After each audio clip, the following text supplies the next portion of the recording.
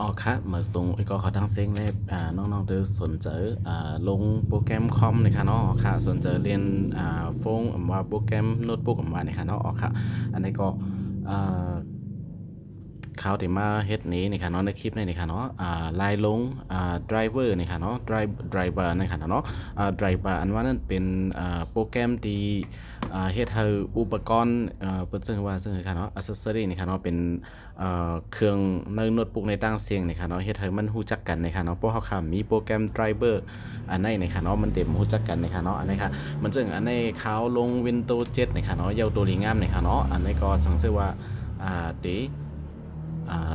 เฮามาด้วยนี่ค่ะเนาะมันหน้าต่างที่เป็นจังไดนี่ค่ะเนาะสังเสือเข้ากับที่ My Computer ที่ในนี่ค่ะเนาะแล้วก็เต็กขวานี่ค่ะเนาะเต็กนูขวานี่ค่ะเนาะแล้วก็มาเต็กที่ Properties นี่ค่ะเนาะที่ในนี่ค่ะเนาะอ่าอันนี้ค่ะเนาะแล้วก็มาเต็กที่Manager นี่ค่ะเนาะ Device Manager นี่ค่ะเนาะอันนั้นก็เข้ากับที่แมนิกในกำเนิดก็ไล่นี่ค่ะเนาะเอาค่ะอันนี้ค่ะเนาะที่เป็นโปรแกรมที่ในนี่ค่ะเนาะ driver อันนี้ค่ะเนาะโปรเป็นความไทยเมืองไทยเขาที่ห้อง driver นี่ค่ะเวกากำพองก็อยู่เมืองมันก็ที่ห้องdriver นี่ค่ะเนาะเอาค่ะอันนี้ก็อะไรว่าลง Windows 7เย้าตัวหลีงามอยู่นี่ค่ะเนาะมันได้ขาดอยู่มอกกันได้นี่ค่ะเนาะแล้วก็ได้มีเกี่ยวกับPCI เนี่ยจะเป็นเกี่ยวกับการ์ดจอนี่ค่ะเนาะการ์ดจอกราฟิกการ์ดนี่ค่ะเนาะเอาค่ะแล้วก็เหมือนจะอย่าง Wi-Fi ว่าสังหวะจะได้ไล่นี่ค่ะเนาะกำพองเพราะว่าสังเกตว่ามันอันนี้ข้ามไปไล่ลงนี่ค่ะเนาะก็การมันไล่อยู่เย้านี่ค่ะเนาะสังเกตว่ามันไล่เนี่ยพี่น้องเขาก็ต้องดีเลยหาdriver สำหรับตอนแต่อันไหนเสียมาลงนี่ค่ะเนาะอ๋อค่ะอันนี้เหมือนถึงเมาส์จะได้ขาดหายนี่ค่ะเนาะมีหมดกูอันนี่ค่ะเนาะสังเกตว่ามันมีนี่ค่ะเนาะที่นี่ค่ะเนาะอันนี้จะเป็น VGA Graphic Adapter นี่ค่ะเนาะ on board นี่ค่ะเนาะก็การตอนแต่graphic card นี่ค่ะเนาะก็มีนี่ค่ะเนาะก็การอันนี้มันขาดตีสีเหลืองๆเนี่ยมันเด็กขาดไว้นี่ค่ะเนาะเขาขาดอะไรลงdriver นี่ค่ะเนาะให้มันครบนี่ค่ะเนาะสังเกตว่าลงโปรแกรมยาวนี่ค่ะเนาะสังเกตว่าเขาขามลงdriver ให้มันรู้จักกันเครื่องมันติเหตุการณ์ซ่อมกันมันติเลยฮู้จักกันปุ่มฮู้จักกันมันเต็มเหตุการณ์นี่ค่ะเนาะอ๋อค่ะอันนี้ก็ไล่ลงมันมีจังหือนี่ค่ะเนาะเขาก็ติก็ลงนี่พี่น้องเขานี่ค่ะเนาะมันจะมีไล่ลงอยู่ไล่เมลนี่ค่ะเนาะจะมีโปรแกรมที่มันมาเป็นชุดนี่ค่ะเนาะมาเป็นอันสำเร็จนี่ค่ะเนาะ ready make นี่ค่ะเนาะแล้วก็จะมีกว่าหาเอาเนออินเทอร์เน็ตตามเว็บไซต์นี่ค่ะเนาะเหมือนซึ่งดีในค่ะเนาะเขาได้เข้ากว่านี้นี่ค่ะเนาะเขาที่รัดนี้แนวตั้งมันก็นี่ค่ะเนาะอันนี้นี่ค่ะเนาะตอนตาที่ลงในแต่ก็เขาที่เอาโปรแกรมที่มันมาเป็นชุดนี่ค่ะเนาะมาเป็นอันเป็น ready make นั่นนี่ค่ะเนาะเล่นรวมกันหมดๆนี่ค่ะเนาะอันนี้ก็สังเกตว่าเขาขาดหาdriver ตอนตาคอมนี่ค่ะเนาะเป็นยี่ห้ออย่างนี่ค่ะเนาะเป็นกลุ่มนี้อันเราเฮ็ดออกมาเขาก็หานี่ค่ะเนาะมันจะคอมตัวในที่เขาที่ลงในที่เป็น Acer นี่ค่ะเนาะ ACE acer.com นี่ค่ะเนาะกำค่ะเนาะACE acer.com นี่ค่ะเนาะเข้ากับดีในนี่ค่ะเนาะสังเกตว่าเขาค่ะใจคอม Acer เพราะว่าเป็น ASUS นี่ก็เข้ากับดี ASUS เพราะว่าเป็น Lenovo นี่ก็เข้ากับดี Lenovo อยู่ดีของเฮานี่ค่ะเนาะอยู่ดีคอมของเฮาว่าใจคอมมีซังนี่ค่ะเนาะอ๋อค่ะอันนี้ต้องมี support นะคะเนาะ support.com กฎหมายกันค่ะเนาะ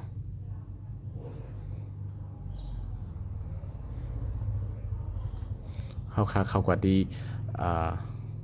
ที่ในมาเด็กที่ในนะคะเนาะเป็นเว็บไซต์ของAcerนะคะเนาะอันนี้ก็ดีมาดีsupport นะคะเนาะเพื่อเป็นภาษาอังกฤษนะคะเนาะที่ในที่เป็น support นะคะเนาะ SUPPORT support นะคะเนาะอันนี้จะเป็นการสนับสนุนนะคะเนาะเพื่อเป็นภาษาไทยนะคะเนาะอันนี้เข้ากว่าดีในค่ะนะแล้วก็driver และคู่มือนะคะเนาะdriver and user menu นะคะเนาะอันนี้ค่ะเนาะจะเป็นที่ในนะคะเนาะdriver and user menu นะครับเนาะอันนี้ก็จะเป็นdriver และคู่มือนะครับเนาะการใช้นะครับเนาะอ๋อค่ะเขาค่าก็เข้ากับที่ในนะครับเนาะ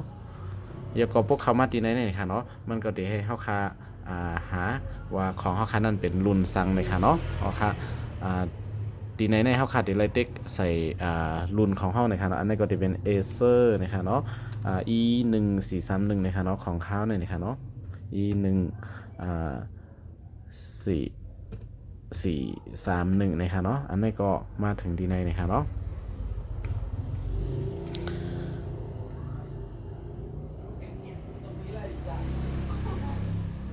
อ๋อดีในเนี่ยมันเต็กจะไหนก็ไรนะครับเนาะเข้ามาดีในนะครับเนาะมันจะมีว่ารุ่นนะครับเนาะ Acer อ๋อดีในนะครับเนาะมันจะมีว่าประเภทนะครับเนาะมีหลายนะครับเนาะอันนี้เขาก็ได้เลือกดีในนะครับเนาะจะเป็นโน้ตบุ๊กนะครับเนาะประเภทดีในก็ได้เลือกว่าเป็นโน้ตบุ๊ก5อันนั้นก็เป็น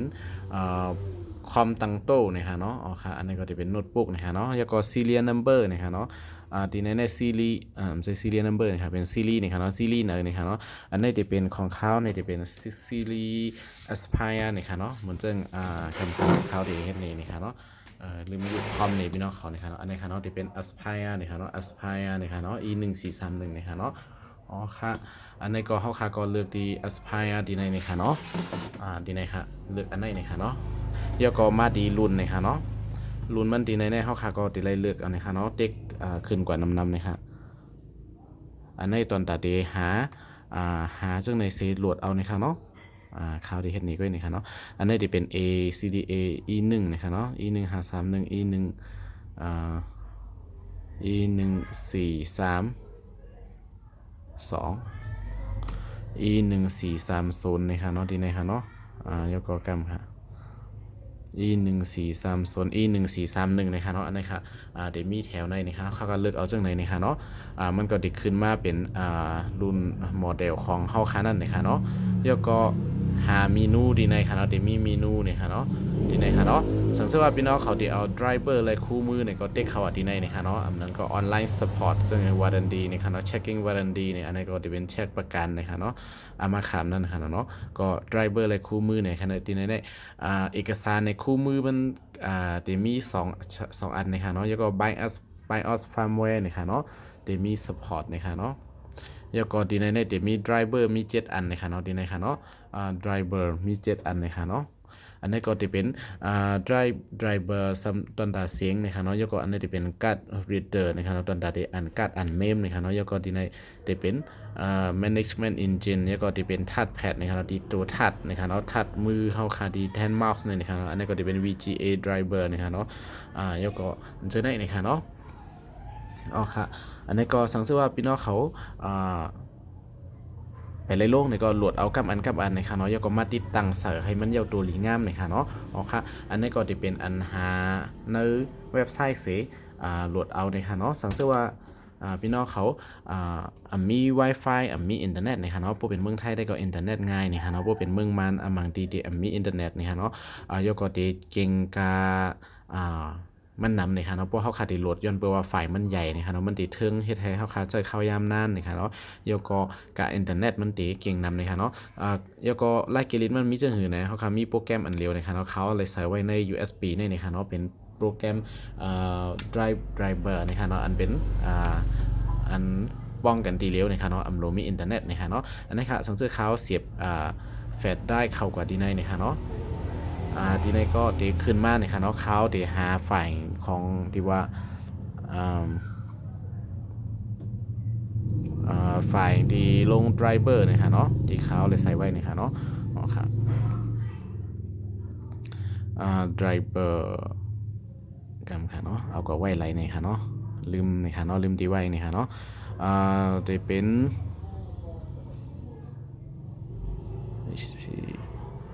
เดี๋ยวนะครับเนาะจะเป็นeasy driver package นะครับเนาะ Windows 7นะครับตอนแต่ Windows 7นะครับเนาะ64 บิตนะครับเนาะอ๋อค่ะอันนี้ก็จะเป็น WinDrive นะครับเนาะ 5.3.3 นะครับ.33นะครับเนาะอ๋อค่ะอันนี้ก็เข้ามาดีในนะครับเนาะเขาค่ะก็แตกไฟล์มันก็ไล่นะครับเนาะแตกก็ไล่นะครับเนาะปลดแตกไฟล์ก็ไว้ดีเลยกว่าหาดีในเทสท็อปก็ไล่อันนั้นก็ เด็กขึ้นมาจากไหนนะครับเนาะมันจะในข้าวที่เห็นนี่นะครับเนาะมันจะข้าวได้เปิดไฟซิปอันนี้นะครับเนาะติ๊ก2กัมนะครับเนาะติ๊ก2กัมนะครับมันเด็กขึ้นมาจากไหนนะครับเนาะยก็มาถึงที่นี่เขาก็เลือกที่ Avan Drive 5.33ในที่นี่ครับเนาะติ๊ก2กัมทับกันนะครับเนาะติ๊กนี่ครับเนาะ2กัมนะครับเนาะมันก็ได้เข้ามา Dinner Folder อันนี้นะครับเนาะยก็ Van Driver นะครับเนาะ .exe นะครับเนาะเข้ากับที่นี่นะครับเนาะเลือกที่นี่นะครับเนาะยก็ติ๊ก2กัมค่ะนะติ๊กใน2กัมนะครับเนาะเครื่องมันก็ได้เหตุการณ์นะครับเนาะโอเคอันนี้ก็จะเป็นโปรแกรมลง driver นะครับเนาะมันเดหาใส่ห้างกล้วยมันกล้วยนะครับเนาะมันโหลสั่งเดหาใส่ห้างกล้วยนะครับเนาะอำโหลกับหากำอันนะครับเนาะโอเคอันนี้ก็จะเป็น easy driver package pack นะครับเนาะ5.3.3นะครับเนาะ Windows 7 64 bit นะครับเนาะโอเคนี่ดังเหนือในนะครับเนาะ easy driver pack นะครับเนาะโอเคจะอันนี้นะครับเนาะแล้วก็ติ๊กดี yes นะครับเนาะอ๋อค่ะปยาวในหน้าตาก็ได้ขึ้นมาจากไหนนะครับเนาะหน้าตาได้ขึ้นมาจากไหนไว้นะครับเนาะ easy driver pack นะครับเนาะพวกคำว่าดีในเนี่ยมันได้ขึ้นมาจากไหนครับเขาคาคาไลสั่งแล้วเขาคาก็ติ๊กดีในครับเนาะดีอันมีเย้าในมันก็เต็มติ๊กนะครับเนาะเขาคาอ่ามันเลือกปันทั้งกล้วยเอาในค่ะเนาะดีเจอร์ในค่ะเนาะมันขาดอีสังในก็มันติเรื่องในมันเจออินเทอร์เน็ตในเขาอัมโหลในก็เขาเอาออกก็ไล่ในค่ะเนาะดีในค่ะเนาะซิสเต็มในค่ะเนาะมีเดียในค่ะเนาะดิสเพลย์เจอในค่ะเนาะอันนี้ก็เลยว่ารู้ใจในค่ะเนาะอันนี้ก็เขาดีเด็กดีหรือมาเด็กดีสตาร์ทดีในดังเหนือในค่ะเนาะเขาคาเลือกเอาในค่ะเนาะอันนั้นก็ปล่อยให้มันเหลือข้างกล้วยตั้งหมดฉะนั้นก็ไล่ในค่ะเนาะเขาก็มาเลือกดี start ดีในค่ะเนาะแล้วก็เดี๋ยวมี extract and install all driver นะคะเนาะว่า extract เนี่ยมันเดี๋ยวเอาdriver นั้นออกมาปั่นเข้าคาด้านนอกนะคะเนาะจังซึ่งว่าเข้าคาใครเอาออกนะเข้าคาก็ติ๊กดี extract and install driver นะคะเนาะเข้าคาก็เอาออกแตกออกเสียแล้วก็ติดตั้งกว่ากำเร็วนะคะเนาะติ๊กดีแถวที่2นะคะเนาะที่ไหนนะคะเนาะโปรแกรมก็ได้เหตุการณ์กว่านะคะเนาะนะคะเนาะเกี่ยวกับที่ไหนเนี่ยมันก็ได้มาเป็น audio นะคะเนาะวิดีโอนะครับเนาะ Intel นะครับเนาะอันนี้เย้าตัวกว่า1อันนะครับเนาะอันนี้ก็ตีหาสีลงกว่าห้างกล้วยนะครับอันนี้ก็วิดีโอนะครับเนาะ Intel นะครับเนาะตึกลงอยู่นะครับเนาะเจ้าข้าวยำกำเหลวกล้วยนะครับบ่หึงนะครับเนาะอันนี้ก็เป็นลายลง driver ของWindows 7นะครับเนาะครับอันนี้เจอโปรแกรมนะครับเนาะ Easy Driver Pack นะครับเนาะอันนั้นก็โปรเจกต์อันไหนในเขาค่ะก็เดมาบอกก็อัปเดตถูกแมนจอมลุนมันในค่ะเนาะเพื่อการมันได้เจอไรเนี่ยค่ะเนาะข้อมังตัวอัปเดตเจออะไรก็เดมีอยู่ในก็กำบันนำในเจอไรเนี่ยค่ะเนาะสังเกตว่าใครให้ถูกแมนได้ในก็เขากว่าที่เว็บไซต์มันเจอหนังเขารันเมื่อกี้นั่นเนี่ยค่ะเนาะก็เขากว่าที่เว็บไซต์เสียกว่าหาเอาลุนโมเดลของเขาเสียโหลดเอากำซื้อแล้วก็ติดตั้งกำซื้อเนี่ยค่ะเนาะสังเกตว่ามี Wi-Fi เนี่ยค่ะเนาะ Wi-Fi เนี่ยค่ะเนาะจังโหลดเนี่ยค่ะเนาะนั้นก็การโหลดมันเก่งนำเนี่ยค่ะเนาะเขาก็ถูกดีมีโปรแกรมอันไหนเนี่ยค่ะเนาะโหลดเจอ Wi-Fi เนี่ยค่ะเนาะแล้วก็เจออะไรรู้กว่าหากำอันเนี่ยค่ะเนาะอ๋อค่ะอันนี้ก็จะเป็นลายลง driver โปรแกรมโน้ตบุ๊กนะคะเนาะอ๋อค่ะอันนี้ก็ใจข่าวยำกำหนึ่งนะคะเนาะ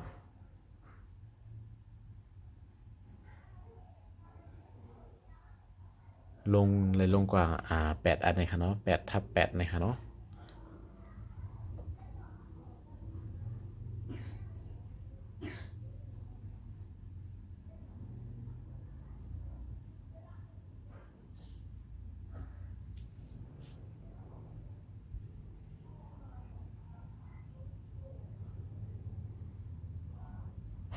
อ๋อค่ะอันนี้ก็เยาวตัวกว่า1อันนะคะเนาะเมื่อกี้นั้นมันเด extract นะคะเนาะแล้วก็มันเดปยาวเนี่ยมันเดขึ้นมาจังไหนนะคะเนาะ driver install is finished นะคะเนาะเยาวตัวลิงก์นะครับ some driver need to reboot นะคะเนาะเขาขาดเลย reboot นะคะเนาะ restart เครื่องขึ้นมา1กัมนะคะเนาะอ๋อเขาก็เด็ก yes ปันนะคะเนาะสังเกตว่าอำไปกับน้องปิ๊กให้เปิดใหม่ในโหลเฮ็ดต่างอันอยู่ในก็เด็ก no กว่าก่อนนะคะเนาะสังเกตว่าอำโหลเฮ็ดสร้างในก็เด็ก restart เครื่องในนะคะเนาะอ๋อค่ะอันนี้ก็เครื่องมันก็ได้เหตุการณ์นะคะเนาะแต่ปิดเครื่องก่อนเซฟเปิดเครื่องมาใหม่กำหนึ่งนะคะเนาะเปลี่ยนอันลงโปรแกรมdriver นะคะเนาะตอนแต่ Windows 7เยาวตัวหลีงามนะคะเนาะอ๋อค่ะอันนี้ก็เปิดกำหนึ่งนะคะเนาะ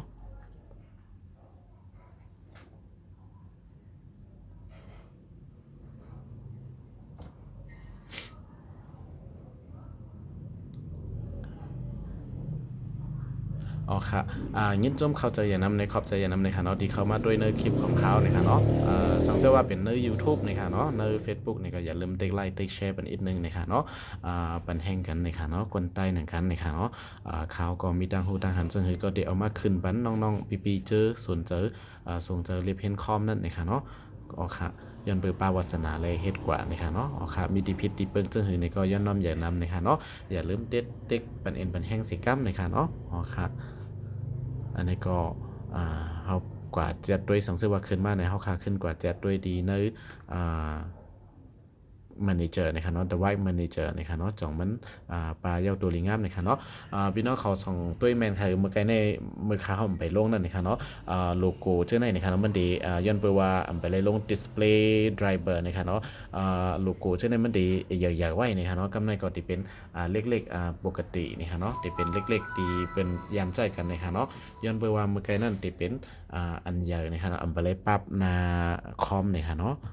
ขาดไดรเวอร์นะครับเนาะผมมาดีในเขาก็กว่าดีไมค์คอมพิวเตอร์เหมือนเก่านะครับเนาะแล้วก็ติ๊กขวานะครับเนาะแล้วก็ติ๊กดี manage นะครับเนาะเข้ากว่าจะด้วยไดรเวอร์นะครับเนาะว่าครบนะครับเนาะ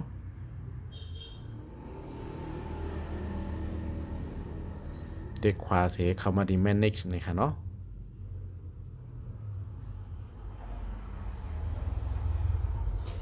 มันกำลังมันตึกรีสตาร์ทขึ้นมาใหม่นะครับเนาะย้อนเบอร์นั้นเลยดิเทิงอีกหนึ่งนะครับเนาะมันไปพร้อมตัดดิเจอการนะครับเนาะย้อนเบอร์ว่าตึกเปิดเครื่องกล้วยนะครับเนาะเข้ากว่าใจมันกำซื้อนะครับเนาะบางอันก็เหตุการณ์อันไปเย้าตัวลีงามนะครับเนาะมันจึงที่ในตึกเหตุการณ์อยู่นะครับเนาะอ๋อค่ะสงสัยว่ามาดีในเย้านะครับเนาะพี่น้องเขาก็เข้ากว่าดี device manager นะครับเนาะดีในครับเนาะ device manager นะครับ มาที่ไหนก็มีโปรแกรมที่อันขาดสีเหลืองๆเมื่อกี้นั่นนะครับเนาะอันนี้เมื่อกี้นั่นมีแล้วนะครับเนาะอ๋อค่ะ system นะครับเนาะเจอในก็มีหมดนะครับเนาะเต็มกูอันนะครับเนาะโปรแกรมนะครับเนาะ driver นะครับเนาะมาครบนะครับเนาะอ๋อค่ะแล้วก็ดีเป็นดีใน bus นะครับเนาะเจอในก็มาหมดนะครับเนาะมีตัวสีเหลืองๆอันแจ้งเตือนเมื่อกี้นั่นนะครับเนาะอ๋อค่ะอันนี้ก็เป็นอันเย้าตัวดีงามการลง driver ของWindows 7นะครับเนาะอ๋อค่ะอันนี้ก็เฮอรีสตาร์ทมันแทงกำหนึ่งนะครับเนาะรีสตาร์ทนะครับเนาะอ๋อค่ะอันนี้ก็ย้อนกึดกันได้นะครับเนาะเมื่อสงค่า